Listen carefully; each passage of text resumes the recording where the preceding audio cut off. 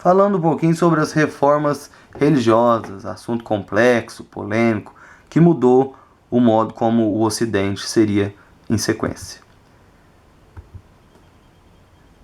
É bom saber que no período medieval a igreja se torna uma instituição coesa e muito poderosa, talvez a maior instituição do período. E ela concentra-se como uma grande proprietária de terra. Não era incomum ouvir que a igreja era uma senhora feudal, de modo que a igreja concentrou tanto o poder que o poder dela agora tinha duas frentes, a frente espiritual, religiosa, e a frente temporal, política, econômica, cultural. A igreja ditava como que se tinha que se comportar e as regras de comportamento. Inclusive, ela podia confiscar bens, cobrar tributos. Ela tinha até um braço militar, haja vistas cruzadas.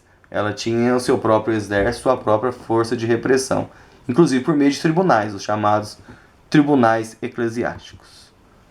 Só que com o absolutismo em expansão, com a ideia de centrar o poder na mão do monarca, começou a ter um atrito muito forte, porque começaram a querer cobrar impostos no território da igreja. E a igreja não ia deixar isso barato, muito menos os monarcas querendo concentrar o poder, iam deixar e evitar conflitos. A igreja então se constituiu como um obstáculo para a monarquia, já que ela era a maior proprietária de terras da Europa. 1/3 das terras da Europa pertencia à igreja católica.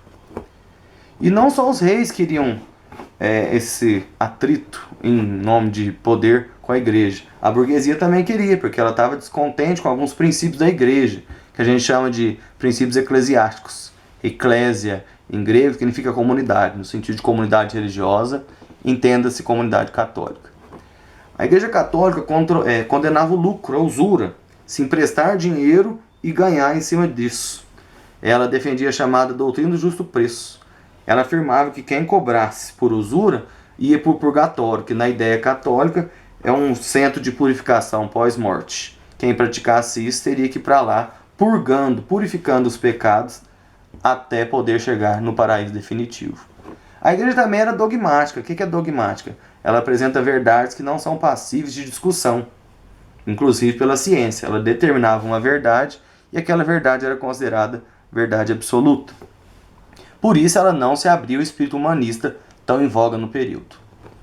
A igreja também praticava a simonia, que era vender os objetos sagrados, pedaços da cruz, relíquias de santos, tudo que a igreja podia considerar como objeto sagrado, ela punha um preço e, se quisesse, vendia.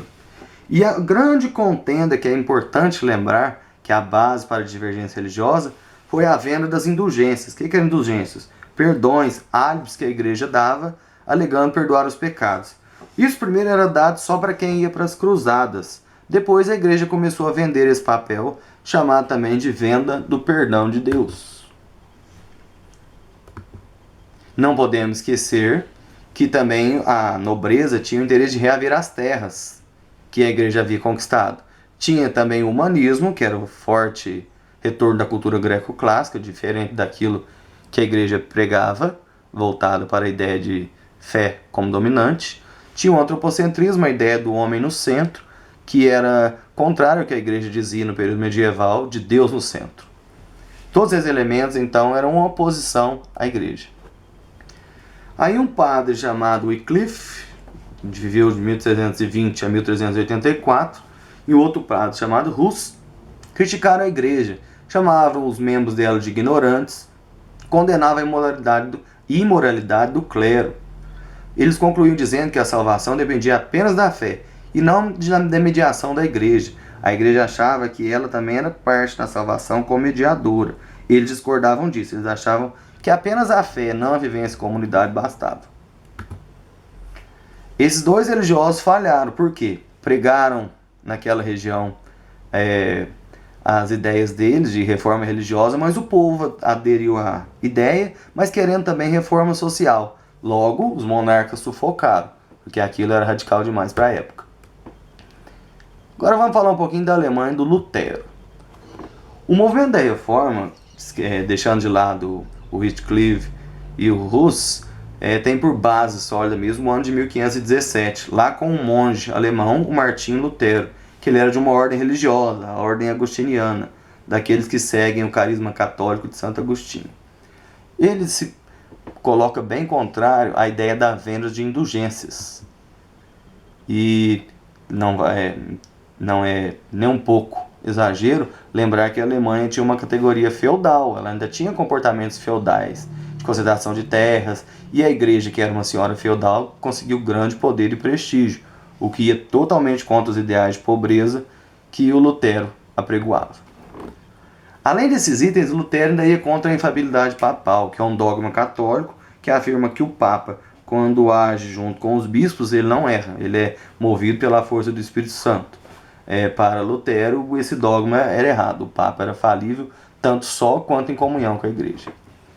E aí ele expõe 95 teses na porta da Catedral de Wittenberg, na Alemanha, e começa a atrair muitos adeptos, inclusive adeptos poderosos, como nós vamos ver mais à frente. Aí a igreja convoca ele a Roma, no Tribunal de Santo Ofício, e exige que ele renuncie às suas teses. Ele não aceita, então a igreja católica excomunga ele, tira ele da comunhão católica e dos direitos e privilégios que um católico podia gozar naquela época. A nobreza, então, protege Lutero dessa perseguição católica. Aí, afinal, por que ela faz isso? Não sem interesse. A teoria luterana dava base a uma nova religião, uma religião mais favorável à ideia das elites, que não combatia o lucro excessivo, que não era avarenta, etc. Então, o Lutero, enquanto estava escondido, fez algo que deixou ele muito famoso, que foi traduzir a Bíblia para o vernáculo, ou seja, para o idioma local, no caso para o alemão. Isso deu acesso a muitas pessoas às Sagradas Escrituras.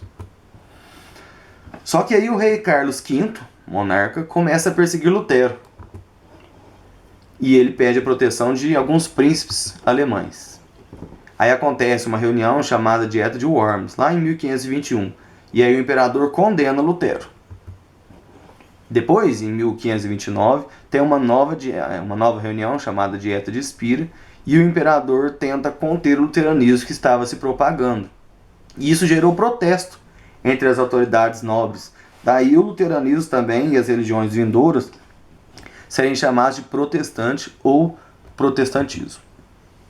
Os conflitos continuaram até a chamada Dieta de Augsburgo, em 1530. O que foi essa dieta?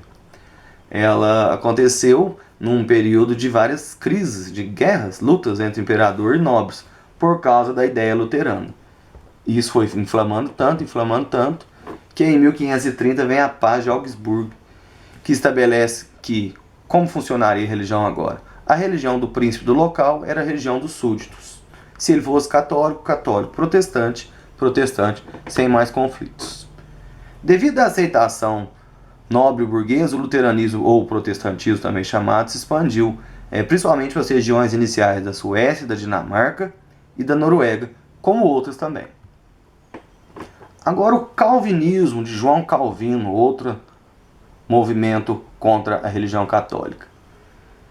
Zwinglio, que viveu de 1484 a 1531, foi um humanista, e ele levou as ideias do luteranismo lá para a Suécia, e pegou bem essas ideias. Já em Genebra, essas ideias foram levadas por outro humanista, João Calvino. Só que, diferente de Lutero, João Calvino tinha algumas ideias que também não eram compatíveis nem com o luteranismo. E aí ele criou uma nova religião, chamada calvinismo. A base era predestinação absoluta. Você já nasceu predestinado ou não predestinado à salvação.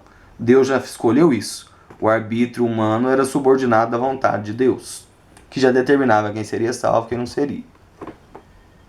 E como que o cristão, na mentalidade de Calvino, devia se comportar? Demonstrando essa bênção ou essa maldição de Deus. Quanto mais riquezas, mais semelhante a Deus eu era e mais abençoado. Quanto mais pobre, isso era um indício de preguiça, e mais dissemelhante de Deus eu era. Riqueza é sinônimo de bênção, pobreza é sinônimo de maldição. Essa é a chamada doutrina da predestinação. A Bíblia para Calvino tem um ponto muito importante. Ela deveria ser a base de sua religião, que cria laços que, para a época, eram de fidelidade ipsis litera, ou seja, acima de tudo com a palavra, Sagrada Escritura. Ele concordava com Lutero quanto ao combate do culto às imagens. Lutero também fala da iconoclastia, o fato da igreja venerar imagens. Para eles, as imagens não tinham valor nenhum e eram um sinônimo de heresia. E ele também achava que os sacramentos eram muitos devia ter apenas 2 sacramentos, que era o sacramento do batismo e o sacramento da Eucaristia. A ideia do Calvino se espalhou ainda mais rápido, principalmente pela Dinamarca. E aí na Escócia, quem era calvinista recebeu o título de presbiteriano, e na França o huguenote. E na Inglaterra também recebeu o título de puritano, ambos bebendo da mesma fonte, que era do calvinismo. Continuamos na próxima aula. É isso aí, galera.